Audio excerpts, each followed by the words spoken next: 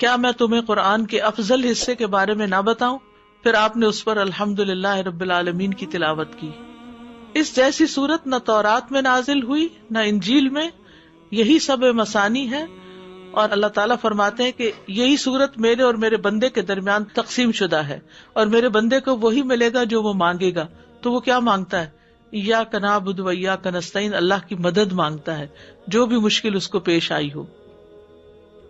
حدیث میں یہ بھی آتا ہے جب بھی آپ ان دونوں میں سے یعنی سورۃ الفاتحہ اور البقرہ کی آخری آیات میں سے کوئی دعائیہ جملہ پڑھیں گے تو آپ کو مانگی ہوئی چیز ضرور عطا کی جائے گی، جیسے اہدنا الصراط المستقیم یا غفرانک یا ربنا لا تحملنا ما لا طاقت لنا بہ۔ دیکھیں نا، بیمار جب ہوتا ہے انسان تو اپنے اوپر بھی بوجھ بن جاتا ہے اور دوسروں پر بھی، اور کچھ کام نہیں کر سکتا، تو اس وقت انسان جب آخری آیتیں پڑھ کے دم کرتا ہے تو کیا مطلب ہے ان کا کہ اللہ ہم سے ایسا بوجھ نہ اٹھوانا جو ہم اٹھا نہیں سکتے۔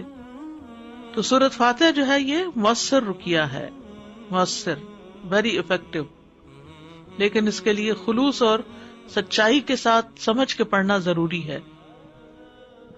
اور بعض تجربہ کار اہل علم یہ کہتے ہیں کہ اگر اسے 7 دفعہ پڑھا جائے تو پڑھنے والے کا نشانہ خطا نہیں جائے گا، یعنی 7 دفعہ پڑھنا زیادہ فائدہ مند ہے۔ بعض اوقات لوگ کہتے ہیں کہ ہم نے رقیہ بھی کرایا ہمیں فائدہ نہیں ہوا، کہتے ہیں تو 3 چیزیں راکب ہونا ضروری ہیں۔ جس پر قرآن پڑھا جا رہا ہو وہ مقام قرآن کو قبول کرنے والا ہو، یعنی جس پر قرآن پڑھا جا رہا ہو وہ قرآن کو قبول کرنے والا ہو، یقین ہو نا اس کا کہ قرآن فائدہ دے گا۔ قرات کرنے والا مؤثر ہو، افیکٹو ہو قاری، اور جو پڑھا جا رہا ہے وہ بھی مؤثر ہو، یعنی اس کے مطابق ہو۔